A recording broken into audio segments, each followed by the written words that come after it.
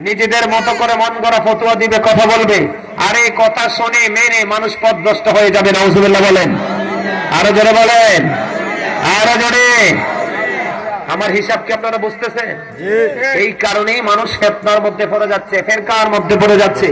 মানুষ কি করবে কুল কিনারা খুঁজে পাচ্ছে না। এজন্য আমি আজকে একটা আয়াত তেলাওয়াত করেছি।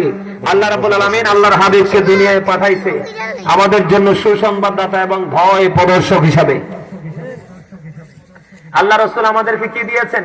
জান্নাতের সুসংবাদও দিয়েছেন এবং জাহান্নামের ভয়ঙ্করতা সম্পর্কে আল্লাহ রাসূল আমাদেরকে কি দিয়েছেন?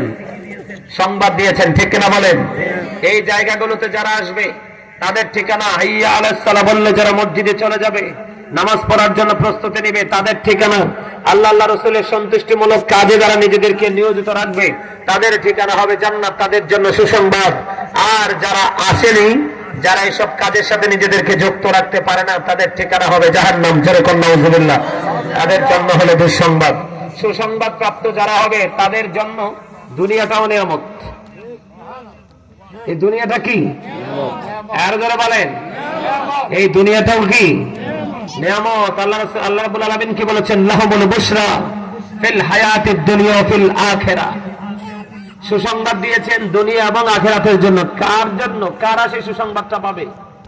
এর আগেরটা যদি বলি, আল্লাহ বলেছেন আল্লাযীনা আমানু, যারা ঈমান এনেছে, ওয়া কানু ইয়াত্তাকুন, এবং তাকওয়া অবলম্বন করেছে, লাহুমুল বুশরা, তাদের জন্য সুসংবাদ ফিল হায়াতিদ দুনিয়া ফিল আখিরাহ, দুনিয়া এবং আখিরাতে। যেরকম সুবহানাল্লাহ। তারা কারা? যাদের ঈমানও ঠিক আছে, তাদের আমলও।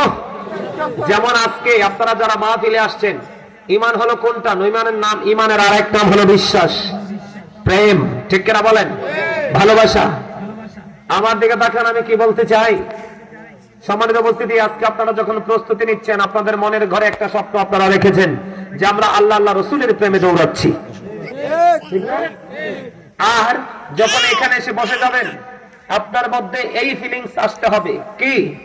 আপনার মধ্যে ওই চিন্তা আসতে হবে যে আল্লাহ, আমি তোমার গোলামি করতে এসেছি, তোমার গোলামি করতে বসেছি, আমার দ্বারা যেন কোনো ত্রুটি না হয়। আপনি নিজের মধ্যে নিজে একটা সতর্কতার সিগন্যাল অটো চলে আসবে।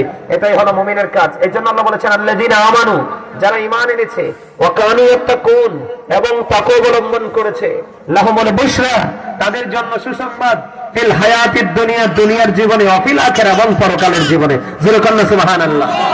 তার মানে আল্লাহ রাসূলের সত্যিকারের প্রেমিক যারা, তাদের জন্য প্রেজেন্ট এন্ড ফিউচার, এই দুটো টেন্স, দুটো কাল, দুটো সময় আলোকিত নূর। সুবহানাল্লাহ বলেন, আরো জোরে। সম্মানিত উপস্থিতি,